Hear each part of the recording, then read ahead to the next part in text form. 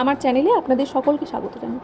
আজ বহুদিন পরে মা এসেছে, তাই দুপুরে হয়েছে মেনুতে আজ ভাত, খুব তড়কা দিয়ে একটি ডাল, এদিকে হয়েছে রুই মাছের মালাইকারি, আর হচ্ছে এদিকে আছে মাংস, যেটা মা নিজেই বানিয়ে এনেছে।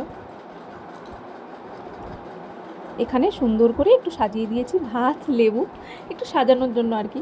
আর ওদিকে একটি সুজি আর দইয়ের একটি রেসিপি ছিল, সেটা মা খাচ্ছে।